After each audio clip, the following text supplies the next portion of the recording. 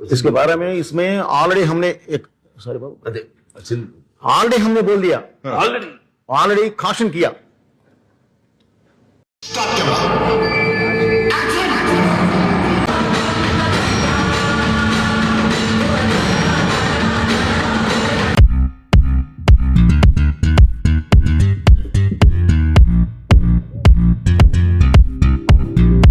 So as you know, మీకు తెలిసినట్టుగానే నేనైతే అక్కడ మూవీ చూడడానికి వెళ్ళాను మా ఫ్రెండ్స్ చెప్పిన తర్వాత కూడా.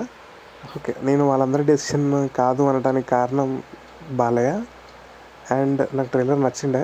సో అక్కడ మూవీ నేను ఆల్రెడీ థియేటర్లో మిస్ అయినా, సో ఈ మూవీ మిస్ అవ్వద్దు అనుకున్న ఉద్దేశంతో నేను మూవీకి అయితే వెళ్ళాను. సో మూవీలో లాజిక్స్, ఫిజిక్స్, సైన్స్ ఇవన్నీ పక్కన పెడితే మూవీ అయితే నాకు నచ్చింది. అండ్ ఇందులో బాలయ్య లైక్ 12 to 14 years అలా కఠోర దీక్ష తపస్సు చేసిన తర్వాత కొన్ని పవర్స్ వస్తాయి, which was convincing. And convincing అయిన తర్వాత అలా సూపర్ హ్యూమన్ అయిపోతారు బాలయ్య. ఇన్ఫ్యాక్ట్ చాలా చేయొచ్చు, బట్ లిమిటెడ్గా చూపించారు. దాంట్లో కూడా మన వాళ్ళు కొద్దిగా ఫ్యాక్ట్స్ అని అది దాన్ని వెతుకుతున్నారు. యాజ్ పర్ ద నేమ్ ఇది అఖండ మూవీకి కంటిన్యూషన్ అన్నమాట, సీక్వెల్.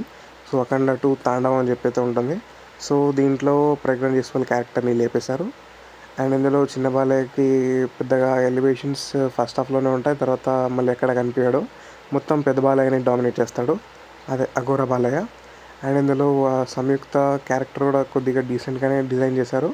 ఒక సాంగ్ ఉంటుంది, కొన్ని సీన్స్ ఇచ్చారు, ప్లస్ తన రోల్కి కూడా కొంత ఇంపార్టెన్స్ ఉంటుంది. అండ్ బాలయ్య గారి అమ్మ క్యారెక్టర్ చేసినా కూడా మంచిగా పర్ఫామ్ చేసింది. అండ్ ఈ మూవీలో ఏదైనా ఎమోషనల్ ప్లాట్ ఉందంటే అది వాళ్ళ అమ్మదే. అండ్ సెకండ్ హాఫ్లో తినకు సపరేట్ ఒక సీనే ఉంటుంది. దానికి నేను మీ మూవీ స్పాయిలర్స్ ఇవ్వదలుచుకోలేను కాబట్టి, so watch and enjoy. Second హాఫ్లో మంచి ఎమోషన్ ఓరియంటెడ్ డైలాగ్స్ ఉన్నాయి.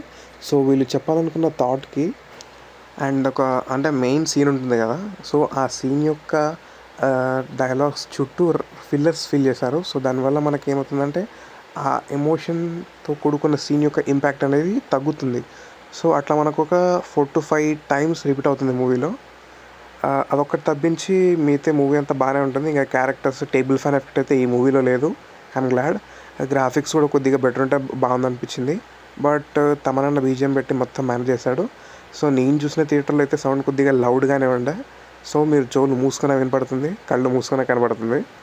అండ్ ఇందులో బాలయ్య గారి డైలాగ్స్ అయితే బాగా రాశాడు బోయపాటి. అండ్ ఇందులో మన బజరంగి భాయిజాన్లో మున్ని క్యారెక్టర్ చేసిన ఆ పాపని చూసారా, అండ్ సేమ్ ఆ పాపని ఇందులో బాలయ్య గారి కూతురు క్యారెక్టర్ పర్ఫామ్ చేసింది. సో ఇందులో చైనా తాలూకు గవర్నమెంట్ ఇష్యూస్ కొన్ని లింక్ చేస్తారు. అండ్ లైక్ వాళ్ళతో ఒక వార్ వస్తుంది, ఒక ప్రాబ్లం క్రియేట్ చేస్తారు. ఆ ప్రాబ్లం తాలూకు సొల్యూషన్ బాలయ్య గారి కూతురు దగ్గర ఉంటుంది. సో దాన్ని కాపాడడానికి బాలయ్య ఫస్ట్ పార్ట్లో ఇచ్చిన మాట నిలబెట్టుకునడానికి సెకండ్ పార్ట్లో వస్తాడు అనమాట యాజ్ అఘోరా. అండ్ ఇందులో ఎఫెక్ట్స్ అన్నీ బాగానే ఉన్నాయి. అండ్ నేను ఏ మూవీకి రేట్ చేయను, ఎందుకంటే I don't think movie should be rated. Trailer చూడండి, నచ్చితే థియేటర్కి వెళ్ళి చూడండి, అంతే తప్ప ఒక రివ్యూ చూసి వెళ్ళాలని చెప్పి అనుకోకండి. సో నేను చూసా, నాకు నచ్చింది, మీకు నచ్చితే వెళ్ళండి. నన్ను అడిగితే మాత్రం వెళ్ళమని చెప్తాను. మిగతాది వెళ్ళడం వెళ్ళకపోవడం అంతా మీ ఇష్టం. And same comes to this movie also. So ఈ మూవీ కూడా నేను చూశాను, నాకు నచ్చింది. సో మీకు బాగా ఇష్టం అంటే ఖచ్చితంగా వెళ్ళండి, మీకు నచ్చుతుంది. ఎందుకంటే మిమ్మల్ని మ్యూజికల్ పరంగా తమన్ సాటిస్ఫై చేస్తాడు, డైలాగ్స్ పరంగా బోర్పడి సాటిస్ఫై చేస్తాడు, అండ్ యాజ్ అ ఫ్యాన్గా బాలయ్య మిమ్మల్ని సాటిస్ఫై చేస్తాడు. అండ్ ఇందులో ఈ పాప కూడా మంచిగా పర్ఫామ్ చేసింది. సో విజువల్ ఎఫెక్ట్స్లో మీరు కొంచెం అడ్జస్ట్ చేసుకుంటే you can have a good experience. And this is directed by Boyapati Seenu. Thanks for watching. Please do like, share and subscribe for more movie recommendations and reviews. Okay, bye.